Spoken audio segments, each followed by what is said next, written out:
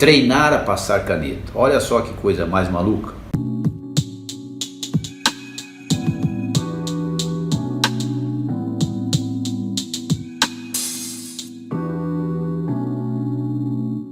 Eu tenho procurado, nesses vídeos iniciais, explicar o que se deve entender por português, estudar português. É evidente que eu trago uma nova ideia. Não vou falar sobre regência nem concordância. Às vezes os alunos me procuram esperando isso e eles se frustram, porque não sai nada disso. E nem na redação sai, eu não falo em introdução, desenvolvimento, eu não falo nada disso. Não estou dizendo que isso não é importante, mas eu falo sobre outras coisas. Por exemplo, eu falo assim, olha, estudar português é passar caneta. Pego uma caneta, é a alegoria da caneta, e falo assim, pergunto, olha, você é capaz de passar essa caneta para o seu colega? Todos falam que sim. Mas aí depois eu coloco uma condição, olha, mas não pode perder nada da caneta. A caneta tem que voltar para mim do jeito que foi, íntegra. Aí eu passo a caneta, o aluno recebe a caneta, passa para outro até que ela volta às minhas mãos novamente. Aqui está a caneta. Aí eu pergunto, perdeu-se alguma coisa da caneta?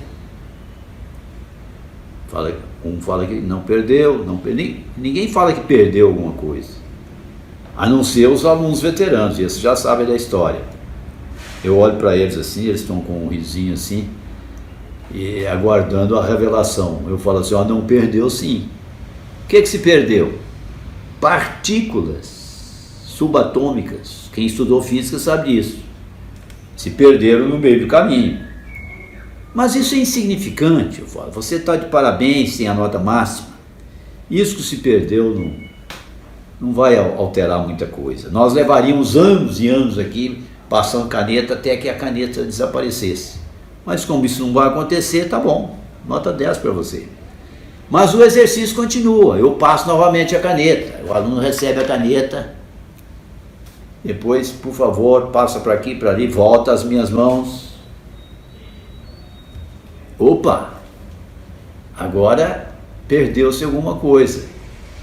E ninguém viu, porque eu sou um hábil prestidigitador. Eu sei fazer mágica. Eu tirei a tampinha aqui, ninguém viu. Eu falei assim, olha, a caneta agora não veio inteira. O que aconteceu? É incompetência de vocês. A nota agora baixou para 6, suponhamos. Mas o exercício continua. Eu passo novamente a caneta, ela vai, passa de mão em mão e volta às minhas mãos. Olha só, não é mais caneta porque não escreve, perdeu-se a carga que estava aqui dentro.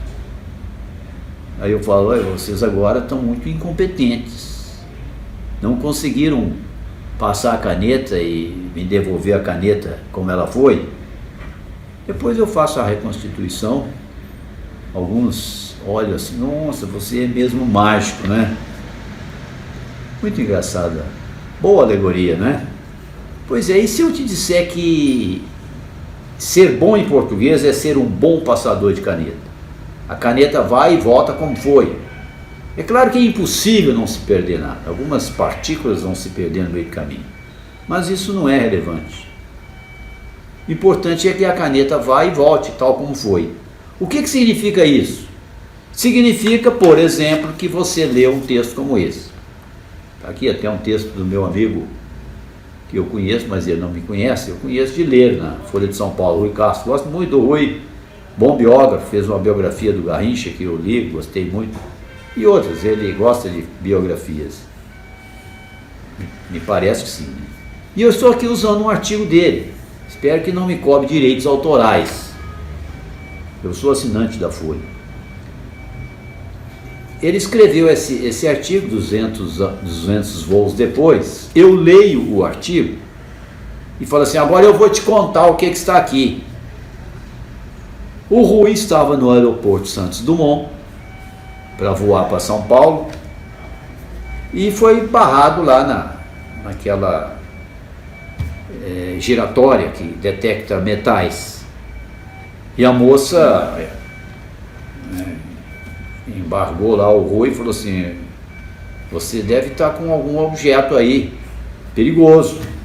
Ele usou a palavra perfurocortante e insinuou que ele estaria armado com um canivete, tipo uma faca, algo assim. O Rui pensou assim: meu Deus, eu não gosto de canivete, nem daqueles canivetes suíços de 88 lâminas, que tem uma pecinha que serve até para cortar os cabelinhos do nariz. Aí diz ele que fez lá um exercício intelectual para descobrir o que a moça achou que ele estivesse levando lá na mochila dele, na nécessaire, usou essa palavra. Aí pensa assim: deve ser o meu trinzinho, cortador de unha que eu comprei num camelô lá da Rua do Catete, 1991. Ele escreveu o artigo em 2011. Aliás, não sei a data, está sem data aqui o artigo, 2000 e pouco. Depois do atentado de 11 de setembro, porque as regras da ANAC, Agência Nacional de Aviação Civil, ficaram mais rigorosas depois dessa tragédia lá em Nova York. E isso ele fala no artigo dele. Ele fala assim: deve ser o meu trinzinho que eu comprei com 6 pilhas do gato, 1991, e mais um pente Flamengo. Muito bem, isso está escrito, isso que eu falei está escrito aqui nesses 2 parágrafos. Eu li e contei para você do jeito que está aqui. Eu vou ler apenas o primeiro parágrafo para você ver como é que o Rui expressou isso. Ele fala assim: tinha de acontecer, fui parado na esteira de raio-x do aeroporto Santos Dumont por estar portando, entre aspas, na bagagem de mão, um objeto perfurocortante, ordem da ANAC, Agência Nacional de Aviação Civil. Quando a encarregada da esteira perguntou sobre o canivete que eu estaria portando, novamente entre aspas, embatuquei. Eu vou parar a leitura aqui, mas já foi suficiente para você me entender o que eu quero dizer por passar a caneta. Passar a caneta é ter a competência de ler isso que está aqui e contar para o outro do jeitinho que estava lá, sem alterar a caneta, sem alterar o texto. A caneta é a metáfora do texto.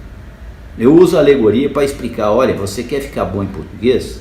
Então você vai fazer esse exercício, que eu faço com meus alunos a exaustão. Aliás, eu estou usando essa palavra inadequadamente. Eles fazem tanto isso que passam a adorar fazer isso, a amar. Por quê? Porque eles veem neles mesmos uma mudança radical em relação ao português. Passam a gostar, passam a se sentir competentes, importantes, que são capazes de fazer isso, que são capazes de extrair daqui a mensagem, o que o autor quis passar com esse texto, e passar adiante sem falsificar, sem colocar lá ideias dele misturadas com a do autor, de tal maneira que no final o ouvinte não sabe se está ouvindo ele próprio ou é o autor.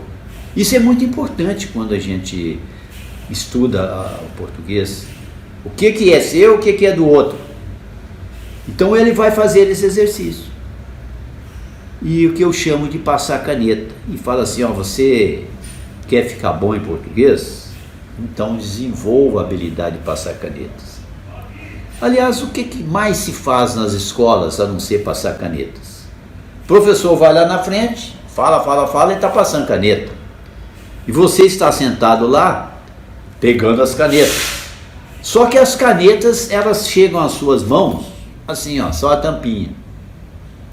Por que razão? Ou o professor não é um bom passador de canetas, ele não teve essa habilidade, essa competência para fazer a caneta chegar a você inteira, ou ele passou, mas você foi incompetente para recebê-la.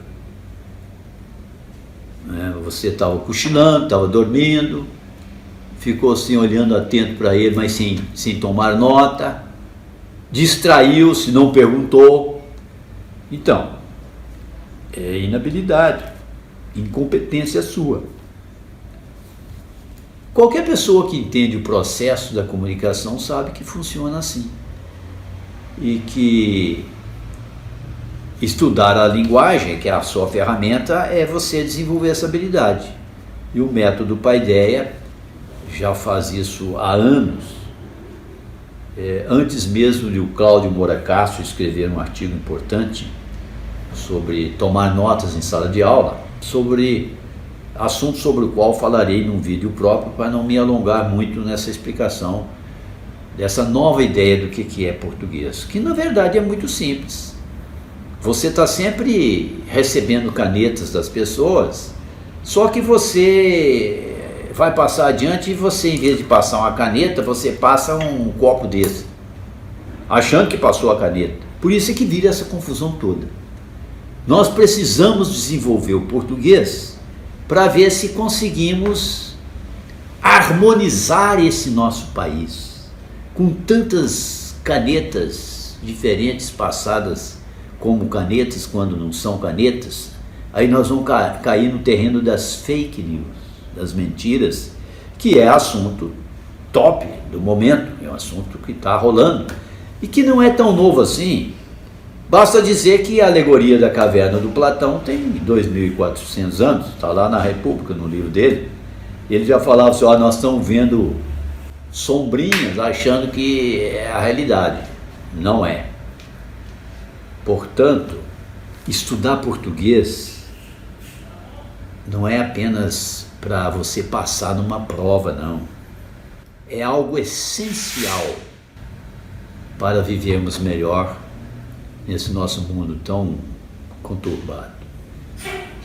Gostou de ouvir isso? Espero que você tenha entendido essa mensagem. Clique lá. Obrigado.